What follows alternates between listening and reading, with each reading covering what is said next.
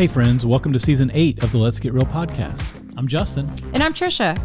Every week, we have honest conversations about life, love, and leadership without the pressure to pretend. Whether you're in a great season or a messy one, this space is for grace and truth and real connection. In this season, we're diving into some powerful conversations with each other, with friends, and with leaders who are making a difference by leading from a place of authenticity. So whether you're listening in the car, out on a walk, maybe just hiding in your pantry for a little peace and quiet, this podcast is for you. Let's dive into season 7 and get real. Well, hey guys, welcome back to the Let's Get Real podcast. And the podcast is with Justin and Trisha Davis, but it's just Justin today. I'm flying solo. Trisha is traveling this week. So I'm excited to be back with you. Really excited about this conversation we're going to have. We're joined today by Dr. Terence Lester. And Terence just released a brand new book called From Dropout to Doctorate. And so it's obvious just by the title of the book, he's way smarter than I am. So I'm excited about this conversation to be able to learn from him and just the journey that God has brought on. So Terence, thanks so much for joining us on the Let's Get Real podcast today. Justin, I'm excited about being here. I was expecting the duo, right? To interview me. So you got the B team today. You got the B team today. I'm sorry. This is yes. JB. Right. Yes. Shout out to your wife in her absence, but really grateful to be here and to have a real discussion. And the thing that sticks out to me about just the name of your podcast is the word real.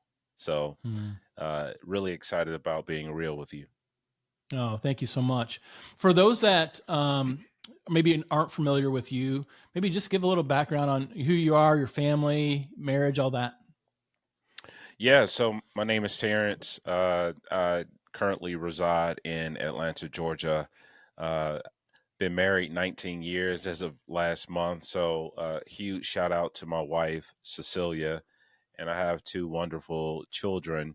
And when I say wonderful, I actually mean it because I love my kids. We are really close. Their names are Zion and Terrence.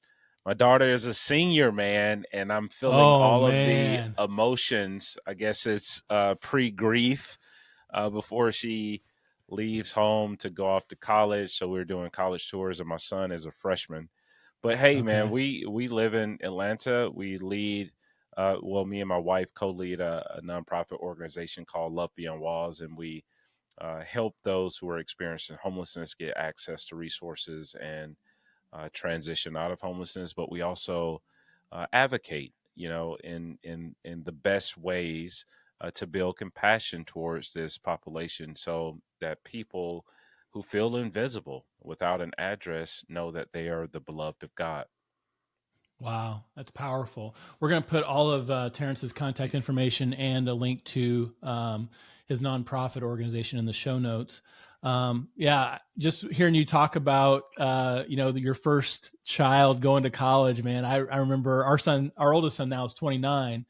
But when he went to college, everybody's would ask, "Are you ready? Are you ready?" I'm like, "No, I'm not ready at all." And right. I felt like driving away from a funeral, driving away from the college, and obviously we had a healthy relationship. It wasn't codependent at all, but man, it hits you like crazy. Like it's just, something you've invested 18 years of your life in is now that chapter's over. So I'm feeling for you as you're navigating that.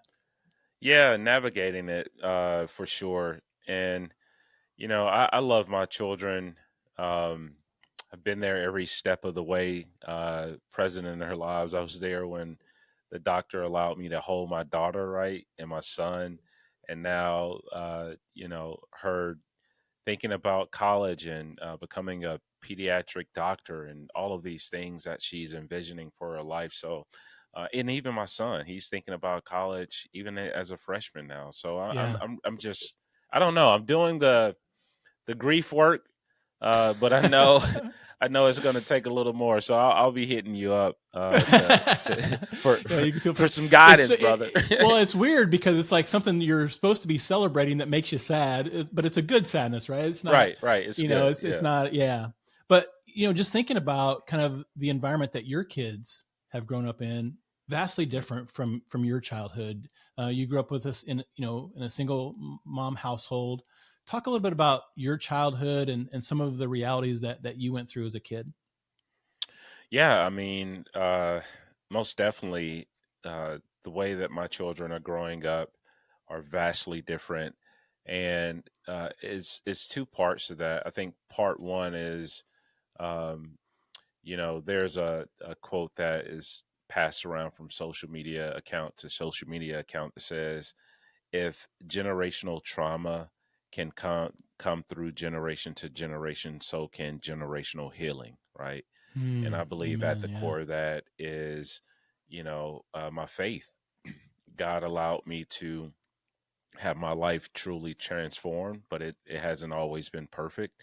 I grew up in a single parent household. I saw my mom work two and three jobs, sometimes to the point where I would have to go with her, even as a child, to help with some of the load and watch my mom go to school long before online classes. Right, I remember Mm, sitting in the hallway when she was working on her graduate degree and not really understanding why were we at a building so late and why were you sitting in a classroom, right? But she had the resolve within herself to say, I want to continue to set the standard for two kids that I'm raising, right? But I grew up in poverty, and I grew up around violence, and I saw gang activity, and I was exposed to a lot of things a lot earlier than even some of my peers who never had the opportunity to come from the type of environment that I came from. And that within itself caused me not to necessarily have the presence of people that I could really find guidance in, and I made a lot of wrong decisions. I mean, from joining a gang to being put out of middle school to dropping out of high school, even running away from home and experiencing a brief moment of homelessness. And my mom, the whole time, she is loving me and trying to communicate with me, but because I grew up around a lot of things that were in my environment, I dealt with a lot of trauma, right? And so I didn't know how to process that. The schools that I attended, the educators weren't trauma informed. They didn't know how to really be proximate to me in a way that could communicate to my lived experiences beyond the classroom. And that's why I like to say, yeah. man, every student that walks into a classroom, it's a story behind the student, and that was kind of like earlier in my life.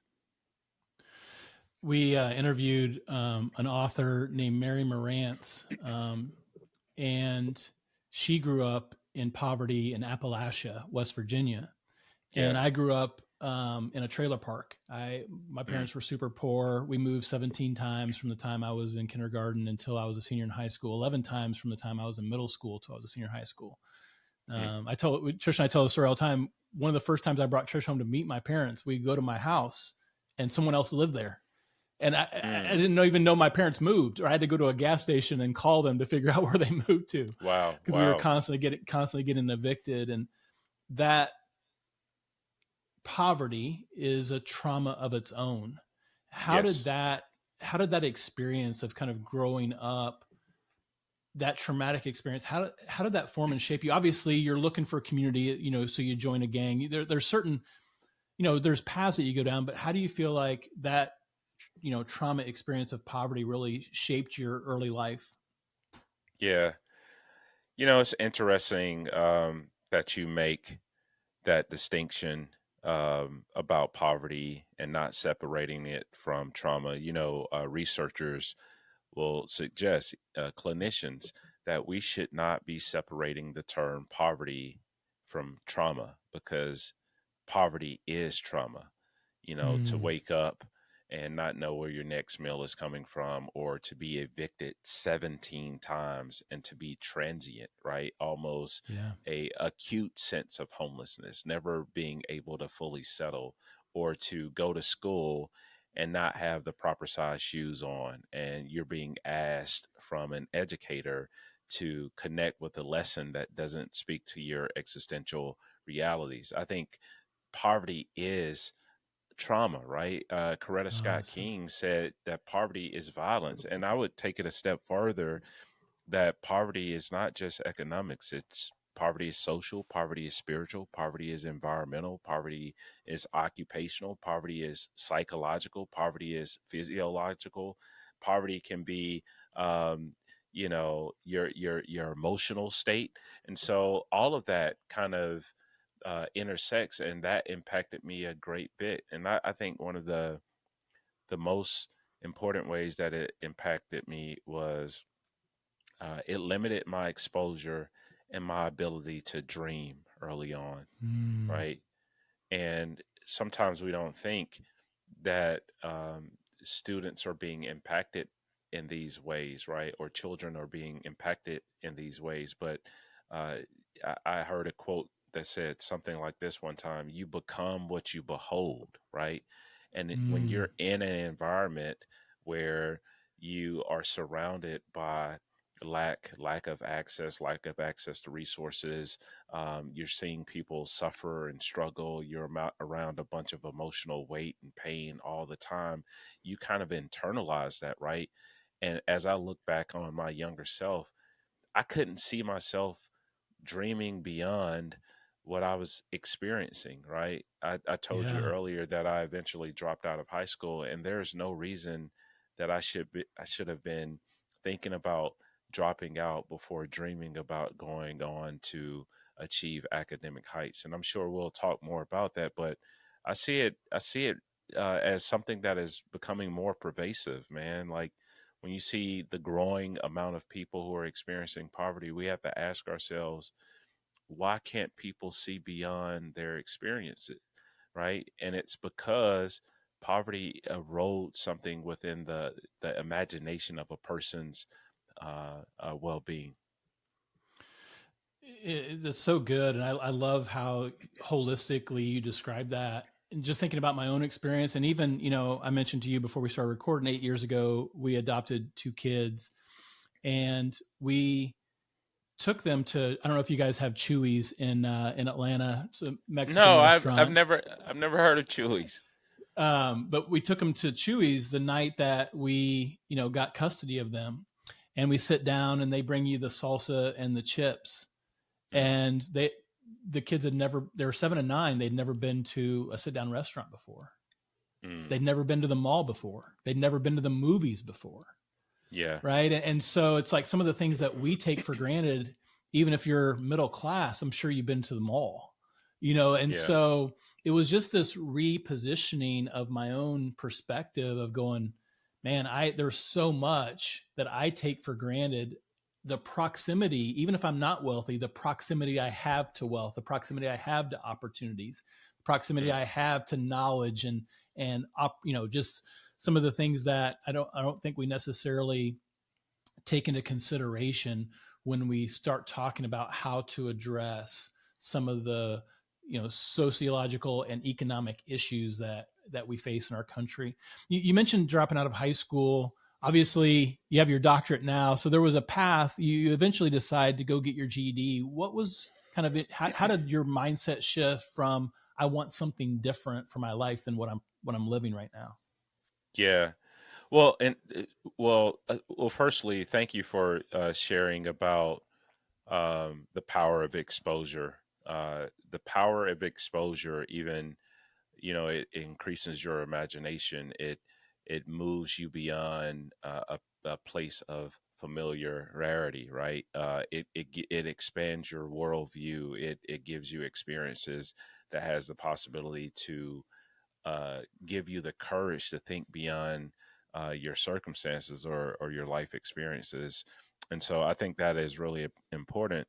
But to answer your question, I didn't get my GED. I remember there was a time where I was thinking about it. I bounced around from high school to high school, and during that time, the GED was really stigmatized for someone who looks like me, almost to the point where you couldn't get a job, right? If you were to go that route. And I remember having a conversation with my mom, and she says, "You're not going to get your GED. You're going to have to finish school." and somehow she worked it out with my high school, and I went back to school as a fifth year senior. Can you Wow. imagine? Okay. Yeah, the most embarrassing time of my life. Students and peers in the school calling me all types of names. I thought you graduated. You were a super senior. There were educators who didn't understand what I was navigating, that didn't really want me there. And I remember going to the counseling center, getting my course schedule, and there were classes obviously I had to retake because I had failed early on. And I landed myself in 10th grade geometry. 10th grade geometry, fifth year senior, you do the math. And I was so embarrassed walking in that classroom, but I was greeted by Miss West. Miss West was in her first year of teaching, uh, a young woman, and she notices something about me. I think I was sad that day or whatever because I had no room for error. Like this was the last Mm, chance, right? yeah. She tells me to stay behind class one day, and she calls me over to her desk and she says, I want to tell you something. And I said, "What, Miss West?" And she says, "You're black, you're brilliant, you're going to be a leader one day. Um, Mm, and I want you to use my classroom as a sanctuary." wow. Um, that was, she saw me, right? Yeah. Yeah, she was the type of teacher that was practicing trauma informed care and trauma informed pedagogy long before they became terms that are more normally used now. But she saw me. She became a champion. She encouraged me, because most times people don't become what you want them to become. They become what you encourage them to become. She stood in Mm, solidarity with me. She created space even on the hardest days where I felt like I had nothing to give. I could just go into her classroom and sit just to decompress. And my mom and her and others were largely the part of me graduating. I mean, I can go on and on about the strangers who came into my life, who became family, like Mr. Moore, who encouraged me to go to college, Mr. Eason, who helped me pay for college. And before he passed, said that I was one of his greatest investments. He was a real estate developer who developed subdivisions and apartment complexes. Like he had a booming real estate business, and he these people invested in my potential, and they became people who spoke life into me, right? And so, long before I had courage and confidence in myself, I had to borrow the courage of other people.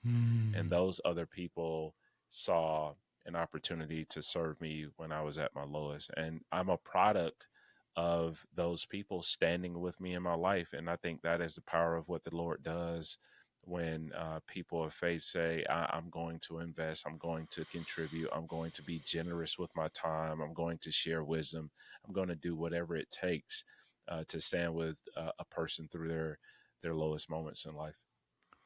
I love that perspective, and I think what you're saying there is so relevant, especially for the person listening, because I think so often we can see some of the big issues that we're facing in our Yeah, country, in yeah, our neighborhoods, and we can think, I'm just throwing a rock into the ocean. Nothing I can do yeah, can ever make sense. It's never going to overcome the systemic issues that we but it's one person, right? It's that teacher yeah, saying, I believe in you. It's that real estate investor saying, I'm going to invest in you. Like yeah. each of us have a role to play in the life That's of right. other people.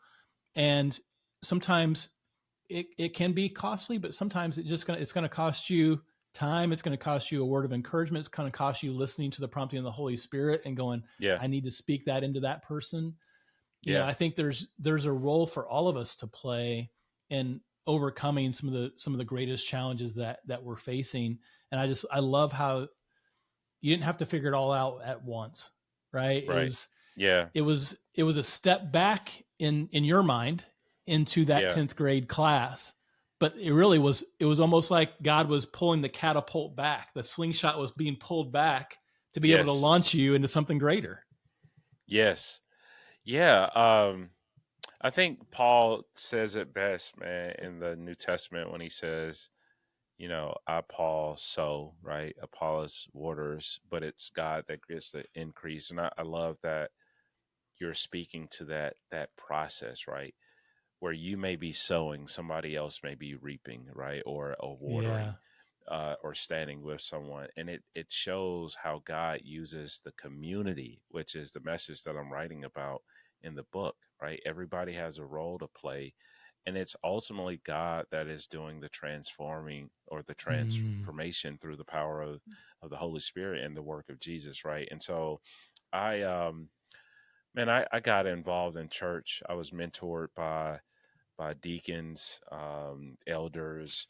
I changed a lot of the conversations that I was having. Some of my best friends became people who were 25, 30 years older than me. I got a chance to ask all these questions and just like soak in a lot of wisdom, not because I didn't think my peer group at that time was a good fit. It was just that I was so frustrated with the environment and where I was. I wanted to learn all I can from anyone I could. And so I wasn't just a visionary, I became a questionary, right? Mm. I adopted this principle of like reading books. That's why I have a large book collection. And I wanted to ask anybody in life that I could come in contact with that I could just glean wisdom from. And so I became a student of life and I got into college, man. I've completed 5 degrees. I have 2 grad degrees, master's degrees in counseling and theological studies. I have a PhD in public policy. I have a undergrad degree in pastoral counseling, and I have a media production degree. And all of those things I get a chance to use in the work that I do. And most times people say, why so much education?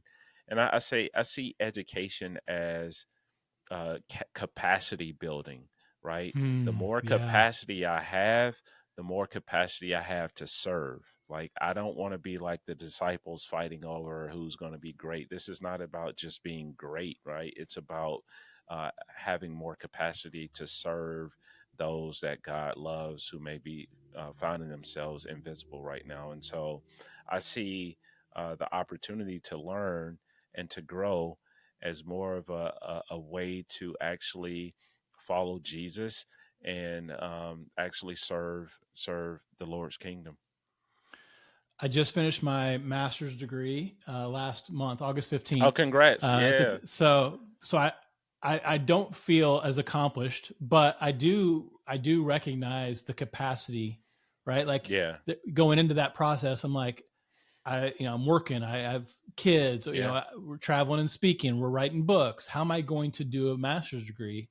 And I mm, figured it out, right? And yeah. at the end of it, I'm like, man, it was a muscle that I was exercising, so I have greater capacity, obviously, to do the work that that Trish and I are doing. She's actually in grad school right now as well, getting her That's master's in awesome. counseling.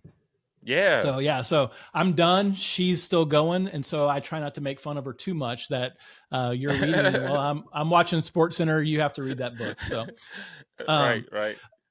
I want to talk about your book, From Dropout to Doctorate.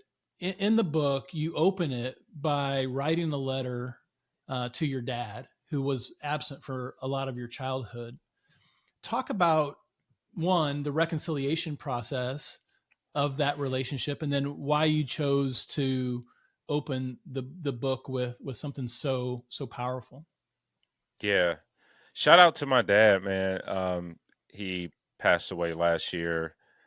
He was one of my closest friends, Mm. and my dad was uh, uh, present in my childhood, and then we had a family conflict. We family separated, and then my dad coached me when I was, 9, 10, 11. I was playing recreational football, and I think that was his way of bonding with me around something that he really loved. And then I kept growing, and we maintained kind of off and on relationship. And then I found myself as a young adult, and my life is headed kind of like in a direction where I'm being spiritually formed and things like that. And so we kind of uh, stayed in touch, but not too much. And then finally, in the last 7 years of his life, man, the Lord just allowed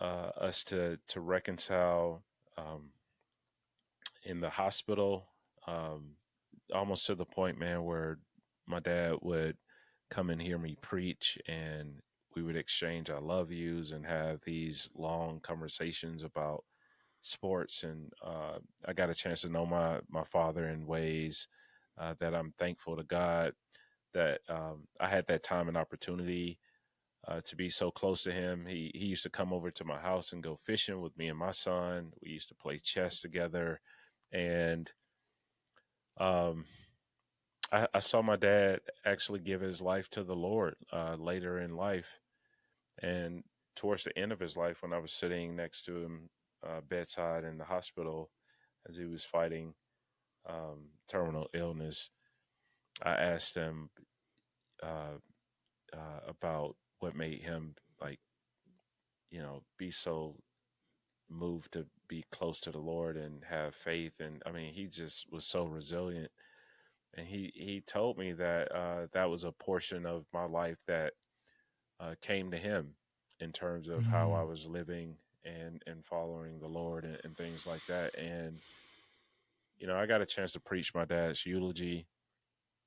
Um, I got a chance to hear him call me Dr. Lester, be proud, um, and some of the things that a lot of people don't have an opportunity to do. And I, just even thinking back in my mind over the years, you know, I we struggled, and all families struggle, and there's some family breakdown, and there's some silence and communication breakdown, but there's always God who is able to allow forgiveness to bring reconciliation and healing and all of those things if we allow ourselves to be opened up and open our hearts to take those steps. And I'm not in no way saying this to people who may find themselves in they may have gone through severe abuse or some type of tragedy or trauma that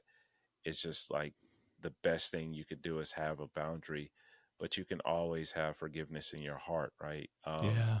And I'm just grateful for um, the opportunity to represent my father, even on this podcast. And so Yeah. I tell the full story in the book. It's not just the pain, but it's also the joy. And shout out to my dad, man. Thank you for asking me that. Yeah. What I love about that is it's never too late, right? Like as long as someone has breath, they Yeah, have an opportunity to experience reconciliation. And to your point, there may need to be boundaries in place. So not every relationship is, healthy to pursue reconciliation. But if you are listening and you feel like there's a person in your life that's too far gone or the relationship's too broken, maybe open yourself up to forgiving, right? Forgiveness is a one-way street. It doesn't take the other person. You can offer forgiveness yeah, without that person responding at all. That's between you and God. But then seeing what God could do, through that process of forgiveness, you just never know. So I appreciate you sharing that story. Talk a little bit about. I mean, I feel like through like four questions, we're well into this interview, so I feel like we could go on all day, but I'd love to hear a little bit more about your heart for the book. And really, I know it centers around your journey, but what's your hope for the reader as they pick up the book and begin to read through some of the principles that you write about? yeah. That's a loaded question, right? Man, firstly, I I signed the contract to write this book maybe a week and a half after eulogizing and burying my father. And I was just so heartbroken because I was telling him that I was, preparing to possibly land the contract and write this book, and he wasn't there. And I was overwhelmed with grief, obviously.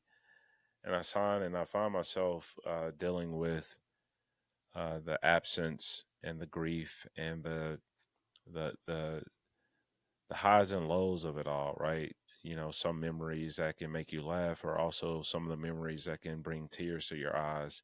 And one day I asked my wife, I'm like, I don't know how I'm going to write this book. I'm on a time clock right now, but I have to do it. And she's like, maybe see this project as a way to grieve, but also a way Hmm. to honor your full story. And I remember picking up my cell phone while I couldn't get out of bed because the grief was so overwhelming. And I started writing the introduction, and the introduction led me to sitting in my office, and sitting in my office led me to a coffee shop, and in the coffee shop led me to riding around old neighborhoods where I grew up, and you know, picking up the phone and asking people questions, and just, you know, really trying to unpack and understand my story. And so, like, when people read this book, not only will they read it through the lens of history, but they will understand through my lens some of the things that I had to navigate while trying to overcome poverty and some of the entrapments that could have held me back. But it also speaks to the power of community. And, you know, I'm hoping that it speaks to the reader, where a reader can see themselves in the um, being used of God to become that source of encouragement or inspiration in the life of someone who may need the extra support. Because Mr. Moore isn't alive anymore, right? He passed away. He was the person that encouraged me to start my nonprofit organization, right? Hmm. And he's reaching people even through the seeds that he planted in me. Yeah. Mr. Eason passed away a couple years ago.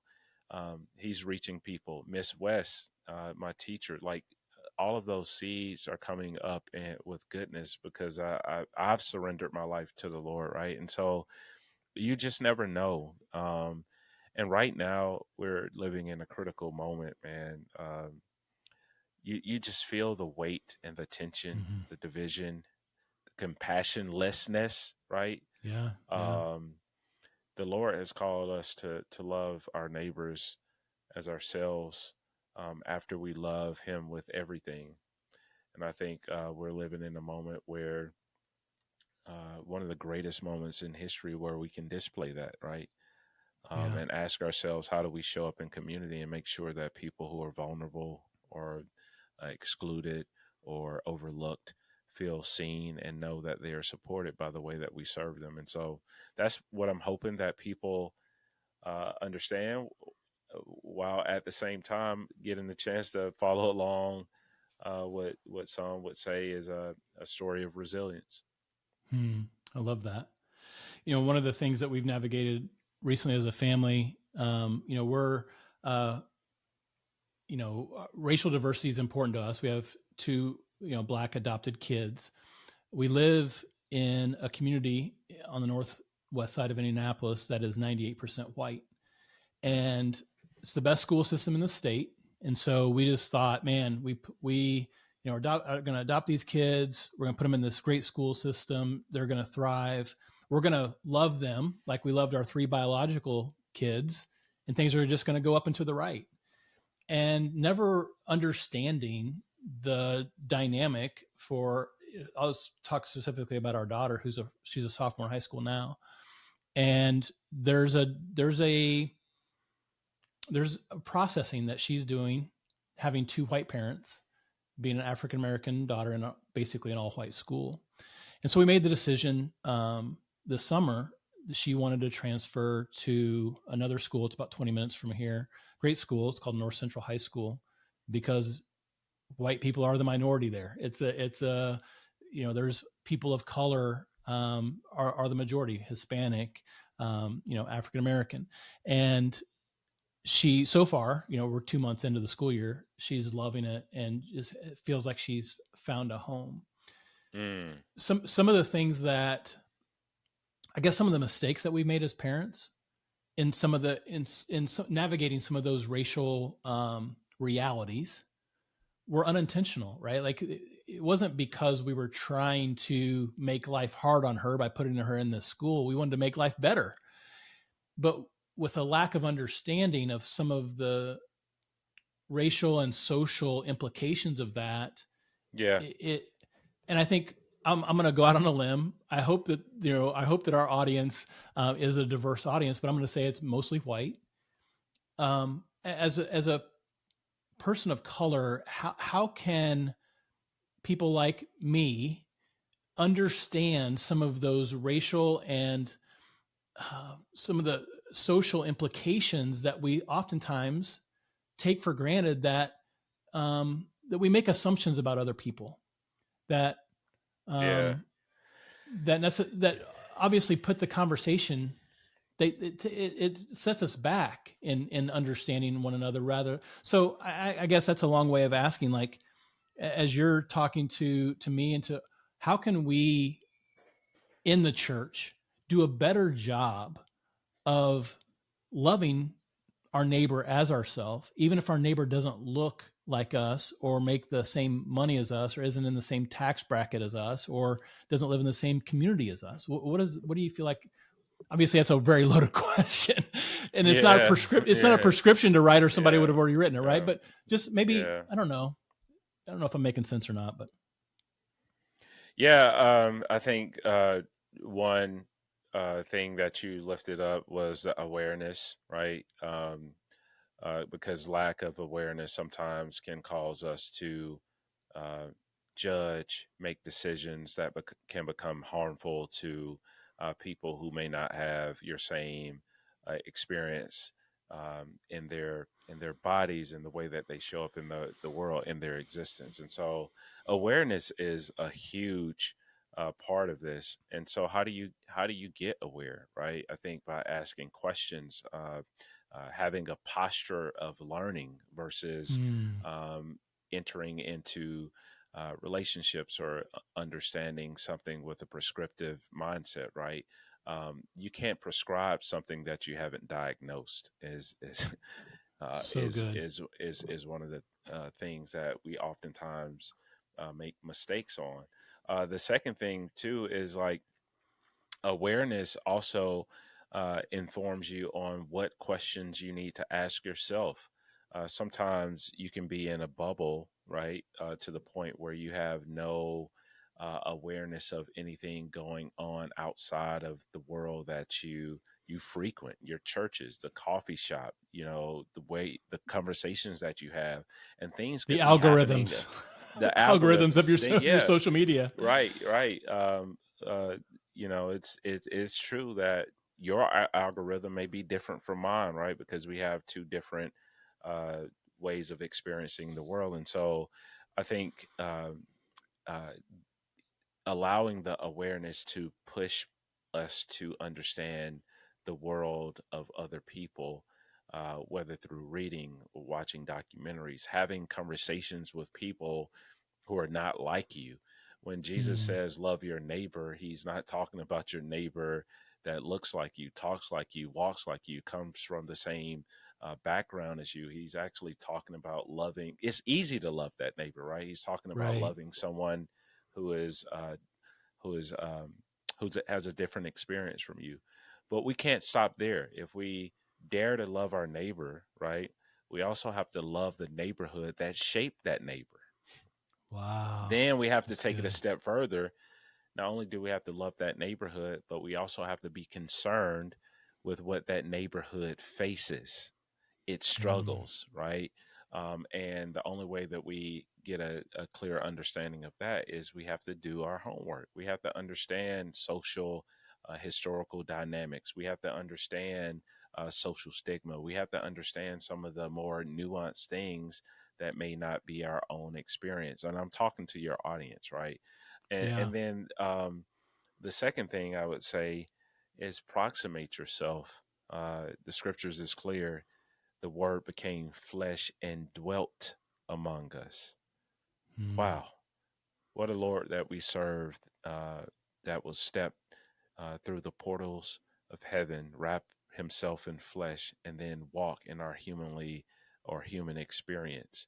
And then in Hebrews it says we have a high priest that can sympathize and empathize with our earthly sufferings, right? That's scripture, yeah. right?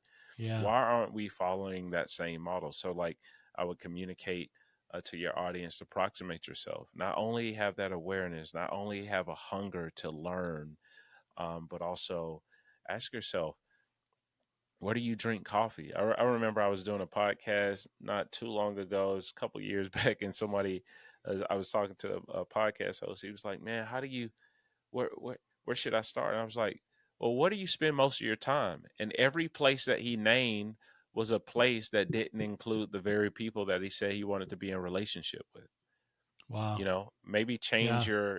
your routine. Go to a coffee shop in a majority black neighborhood or brown neighborhood. Mm. Go to somewhere and frequent um, experiences that are different from your own, not as a science project, but with authenticity, because you truly want to be in an environment and build relationships with your neighbor.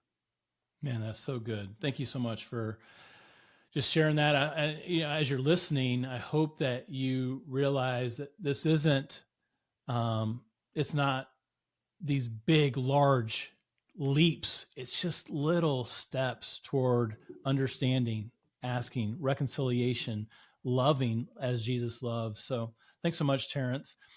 Your book's called Dropout to Doctorate. It's available now anywhere books are sold. We're going to put Yeah. all of the information in the show notes. We're also going to put information about your organization, Love Beyond Walls. Take just a second and describe some of the work that you guys are doing with that organization. Yeah. We help people recover identification cards. When you're unhoused, you need ID, but to get a job, to open a bank account, to get housing, right? But you need ID to actually get ID. You got to prove who you are, right? Even when you don't have an address. It's a weird system. So that we help people reunite with family members. We've seen parents reunite with children. We help people get access to showers and sanitation and hygiene. We started the first museum in the United States that represents the subject of homelessness, called the Dignity Museum. We help people access healthy foods. One of the greatest projects right now that I'm really excited about is Zion's Closet, where we are going into Title I schools. We partner with the principal. They give us a classroom. We retrofit the entire classroom and turn it into a community hub. So families who are unhoused, who have students who are showing up to school, are able to go into this hub and wash clothes, get access to food. Parents can fill out job applications because there's a digital lab in there with computers.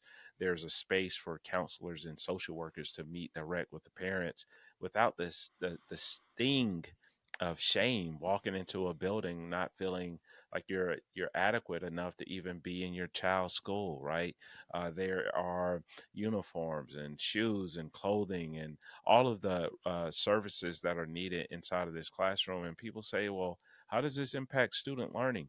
Well, when you're a student, like we saw a teacher walk a student in there because his shoes had broken and he was crying and he couldn't connect with the lesson, and walk over to this community resource center and grab a brand new pair of shoes, and the joy returns to that child and they're able to reconnect with the lesson because the child is unaware that they are unhoused and living from shelter to shelter and things like that. That does wonders, right? And when we talk about serving others from the heart of Christ, I think this is central to that, right? It says in Matthew 9, Jesus saw them and they were weary and helpless and like sheep without a shepherd, but he was moved with compassion. With compassion. And so that's what we're doing at Love Beyond Walls. And that's just a few things, but we're being moved with compassion and showing up and serving those who are overlooked. I love it. I love it. Terence, thanks so much for being with us today and just sharing your story. And man, I'm just so grateful for you and just for how God's leading you to not just, keep your story, but to share it with others, to bring transformation to communities, to neighborhoods, to cities. And we're grateful. Justin, thank you. And maybe next time your wife will be here too. Thanks so much for joining us for another honest conversation. We hope that something in today's episode encouraged you, maybe even challenged you. Our heart is to help you live with more connection, more purpose, and really more authenticity in every aspect of your life.